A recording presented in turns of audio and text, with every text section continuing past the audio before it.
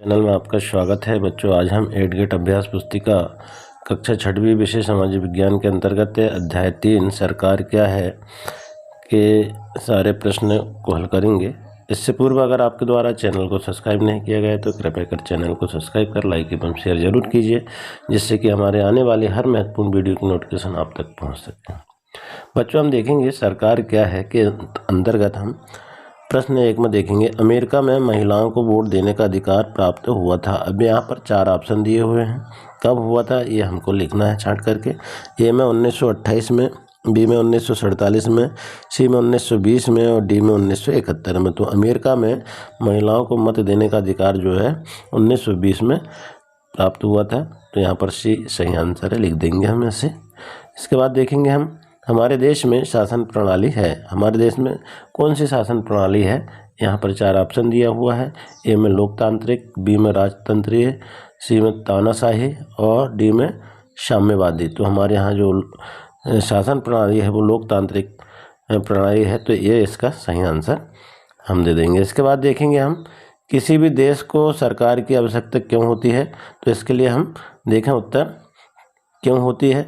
प्रत्येक देश को विभिन्न निर्णय लेने एवं काम करने के लिए सरकार की आवश्यकता होती है। इस तरह से हम कम से कम शब्दों में बड़े आसानी से लिख सकते हैं।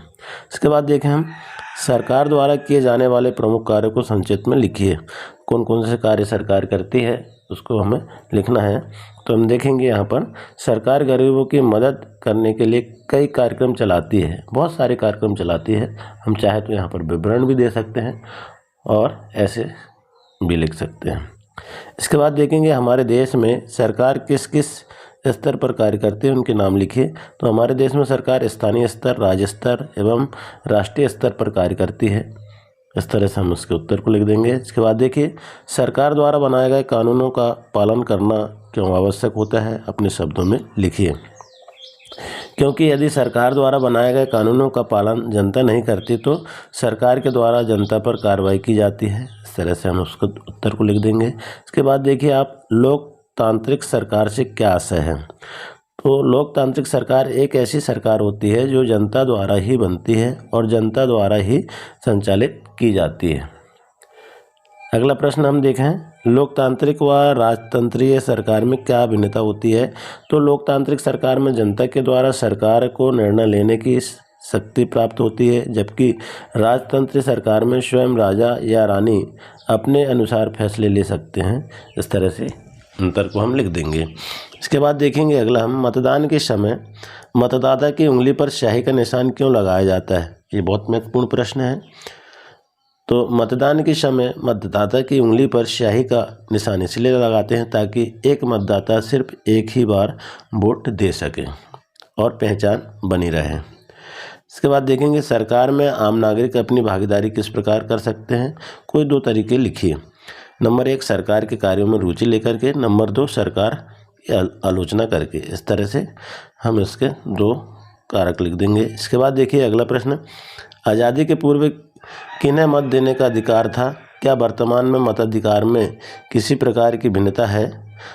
तो इसका उत्तर देखें हम, आज़ादी के पहले सिर्फ विशेष लोगों को ही मत देने का अधिकार था, परंतु वर्तमान समय में 18 वर्ष की आयु पूर्ण कर चुके सभी व्यक्तियों को मत देने का अधिकार प्राप्त है। इसके बाद देखें हम सरकार किन किन स्तरों पर कार्य करती है। तो प्राय इसके 3 अंग होते हैं, विधायिका, कार्यपालिका, न्यायपालिका। सरकार के माध्यम से राज्य में राज्य शासन नीति लागू होती है। सरकार के तंत्र का अभिप्राय उस राजनीति व्यवस्था से होता है जिसके द्वारा राज्य की सरकार को जाना जाता है। राज्य निरंतर बदलती हुई विधायिका द्वारा प्रशासित होते हैं। तो इस तरह से हम सारे प्रश्नों को यहाँ पर हल कर लेंगे। आशा है बच्चों आपको यह वीडियो पसंद आया होगा। इसी तरह अध्याय 4 को हल करने के लिए चैनल में बने रहें। धन्यवाद।